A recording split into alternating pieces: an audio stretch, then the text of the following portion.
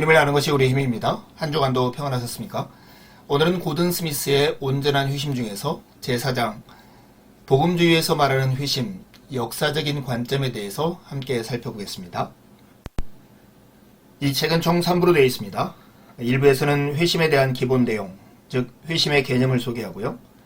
2부에서는 온전한 회심이 선물하는 능력있고 풍성한 삶을 우리에게 알려줍니다. 그리고 3부에서는 회심 가운데 일하시는 하나님의 경이로운 손길을 우리에게 보여줍니다. 오늘은 제4장 복음주의에서 말하는 회심에 대해서 나눌 차례입니다. 전체를 다 아우르는 기독교 신학 같은 것은 없습니다. 모든 신학적인 통찰은 주로 특정한 신앙 공동체의 배경 안에서 이루어지기 때문에 불가피하게 특정한 신앙 정통의 영향을 받게 되어 있습니다. 그리스도인의 회심에 관하여 총괄적으로 이해하기 위해서는 20세기 후반부의 미국 복음주의 안에서 회심이 어떻게 이해되었는지를 고려해 보는 것이 아주 유익합니다. 특별히 한국교회는 미국 복음주의의 영향을 받은 교회이기 때문에 더욱 그렇습니다. 미국 복음주의에서 회심은 하나의 사건, 곧 명확한 순간이기 때문에 회심 언어는 예수 그리스도를 내 마음속에 받아들이는 것과 같은 구절들에 사로잡혀 있습니다. 회심은 결단으로 언급되고 대체로 순간적인 사건으로 보았습니다. 이제 복음주의에서 말하는 회심이 무엇인지를 하나하나 함께 알아가 보시죠. 회심과 변화 사이의 상호관계를 바라보는 세 가지 고전적인 관점이 있습니다. 그 첫 번째가 베네딕트 수도회의 전통입니다. 여기에서는 행함을 강조합니다. 이 모델은 로마 가톨릭 전통과 아주 쉽게 연결됩니다. 여기서 회심은 구원을 추구하는 공동체에 동참하겠다는 결단입니다. 초점이 미래에 있기는 하지만 회심에 관한 표현은 그리스도를 순종하여 따르겠다는 급진적인 선택과 근본적인 결단입니다. 이런 관점에서 회심은 특정한 순간이나 사건과는 별다른 연관이 없습니다. 오히려 회심은 전체적인 그리스도인의 경험과 훨씬 더 쉽게 연결됩니다. 그러므로 회심은 급진적인 변화의 순간이라기보다는 성장과 변화로 이어지는 일생의 과정입니다. 이 모델의 위험성은 행위로 의롭게 된다는 것입니다. 어떤 사람이 그리스도의 사랑을 받고 있을 뿐 아니라 그리스도에 의해서 받아들였다는 것을 의심이라도 한다면 사랑받기 위해서 뭔가를 행해야 한다는 생각을 쉽게 떠올리게 되는 것이죠. 회심과 변화 사이의 상호관계를 바라보는 고전적인 관점 두 번째는 개혁주의 전통의 관점입니다. 여기에서는 즉각적인 구원을 강조합니다. 개혁주의 전통은 회심을 과거 시대인 단번의 경험으로 봅니다. 첫 번째 베네딕트 수도회의 전통, 여기서는 미래의 소망에 초점을 두는 반면에 이 모델에서는 두드러질 정도로 과거에 초점을 둡니다. 강조점도 어떤 사람이 이미 구원받았다는 확신을 가질 수 있다는 것에 있습니다. 이런 의미에서 영원한 생명도 보장됩니다. 우리는 단지 그것을 기다리기만 하면 됩니다. 이러한 회심 경험은 교회 생활에 동참하기 위한 기초가 되는 것이죠. 이 모델의 장점은 하나님의 사랑과 수용에 대한 명백한 인정입니다. 그러나 여기에서도 역시 위험성이 있습니다. 이 모델은 영적인 생명력과 성숙을 너무나 당연한 것으로 생각하는 것입니다. 로마 가톨릭 기독교가 항상 행위로 의롭게 되는 것의 위협과 싸워왔다면 개혁주의 개신교는 언제나 값싼 은혜의 문제와 씨름해왔습니다. 회심과 변화 사이의 상호관계를 바라보는 세 가지 관점 중에 세 번째는 성결 오순절 전통의 관점입니다. 여기에서는 성령 세례에 의한 변화를 강조합니다. 이 전통도 회심을 개혁주의 모델과 아주 동일한 방식으로 생각합니다.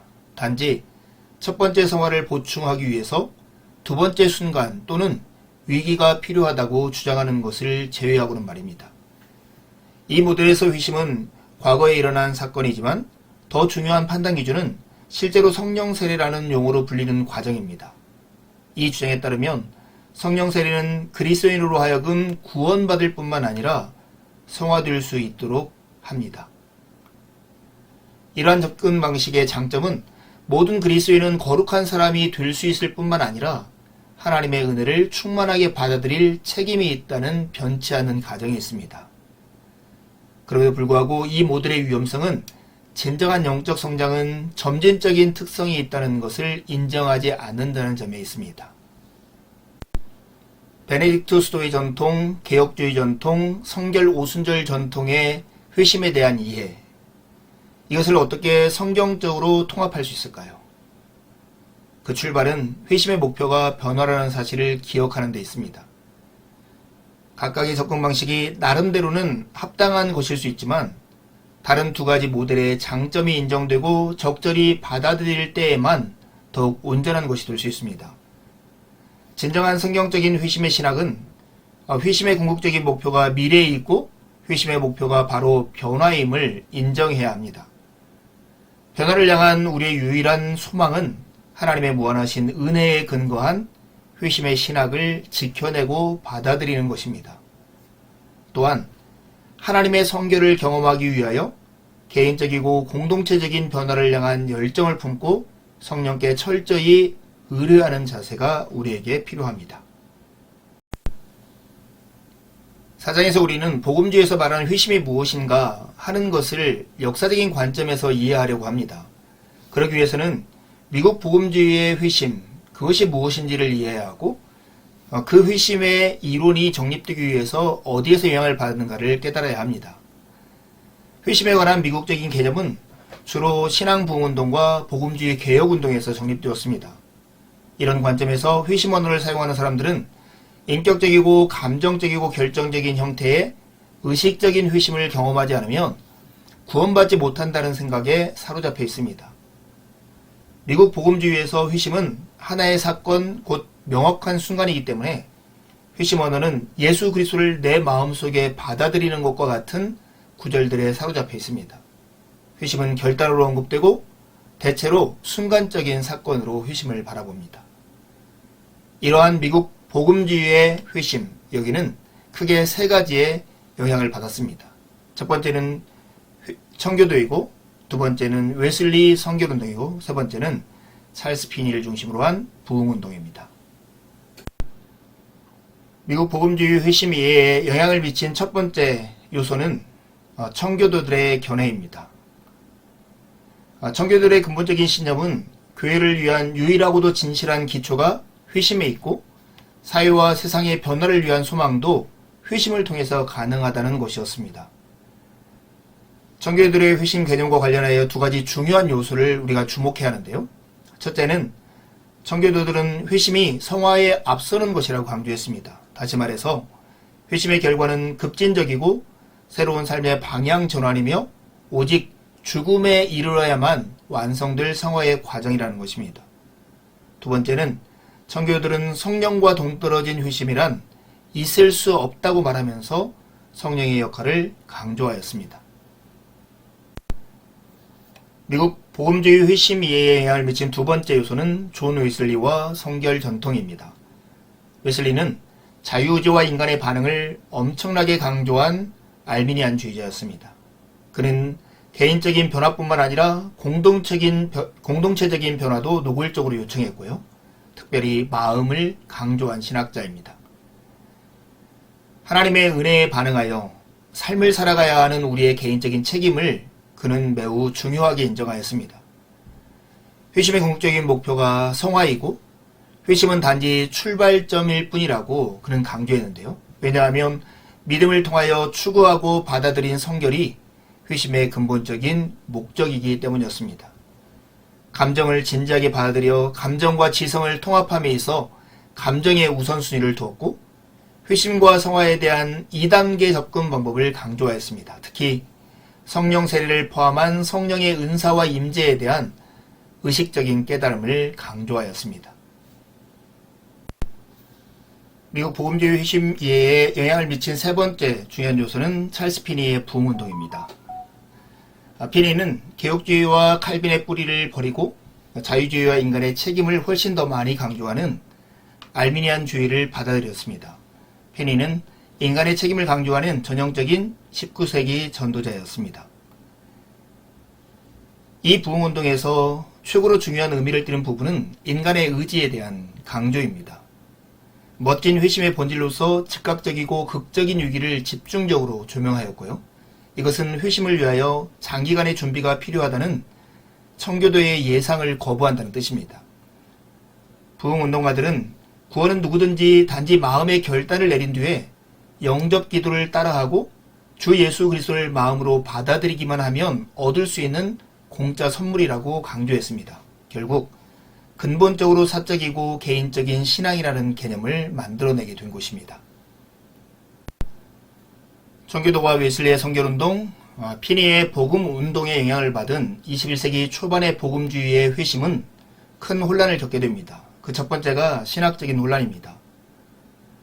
네오나르도가 주장한 바에 따르면 우리가 분별력도 없고 일관성도 없는 방식으로 양쪽 복음주의 유산을 물려받았다는 것이 문제다, 이렇게 말을 합니다. 생각해 보십시오. 우리는 자기 의지의 행위로 그리스도인이 되고 하나님의 일하심은 우리의 수고에 반응하여 진행된다고 생각합니다. 우리는 자기 노력을 통하여 교회 안에 머물게 되었다라고 하는 알미니안주의의 모델을 이렇게 받아들인 것입니다.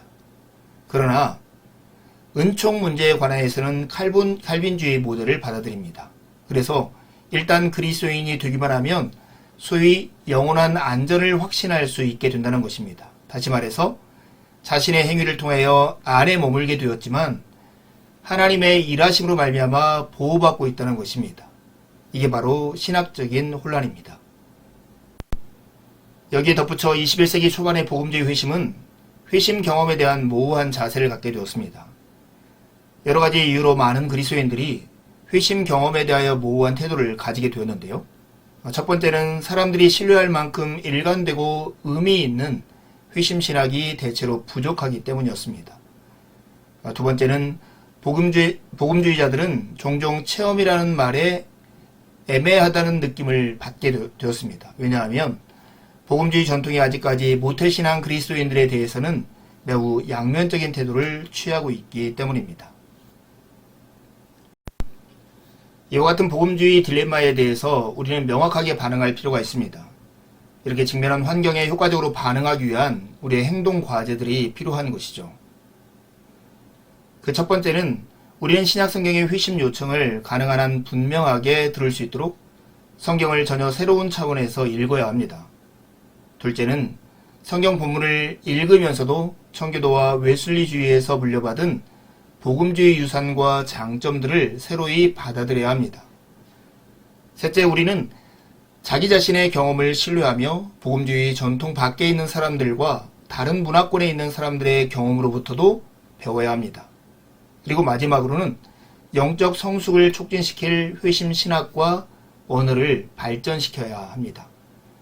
우리의 중요한 과업은 새로워진 회심 언어, 곧 묘사하고 해석하여 성경적인 신학의 힘을 우리의 지성에 전달하는 언어, 우리 자신의 경험을 효과적으로 해석하는 언어를 체계적으로 정리하는 것이 필요한 것입니다. 복음주의에서 말하는 회심, 이 회심을 생각할 때 우리가 잊지 말아야 할 가장 중요한 요소는 이것입니다. 회심은 하나님의 은혜에 대한 인간의 반응이라는 것입니다. 회심은 근본적으로 한 개인의 삶에서 하나님의 구원하시는 은혜에 반응하는 삶의 전환입니다. 여기에서 신학적인 초점은 하나님의 주도권에 반응하는 인간의 행위에 있습니다. 그러나 비록 회심에서 인간의 노력과 책임이라는 부분이 드러나기는 하지만 성경은 일관되게 회심을 하나님의 선물이라고 말합니다. 성령께서는 회심의 과정을 감독하십니다. 사실상 회심은 한 개인과 공동체의 삶에서 언제나 직접적으로 성령의 일하심에서 비롯됩니다. 스탠리 그랜즈는 성령의 일하심을 네 가지 차원에서 우리에게 소개합니다. 죄를 알아 자신의 삶과 행동을 책임지도록 하시고, 하나님의 부르심을 들을 수 있게 하시고, 하나님의 일하심을 깨달아 알 수 있게 하시고, 하나님께 대하여 반응하게 하시는 그 일입니다.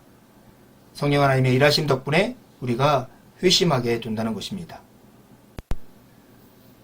하나님의 주도하심에 의해서 회심이 일어남에도 불구하고 온전한 회심이 여러 가지 얼굴을 하는 이유는 무엇일까요?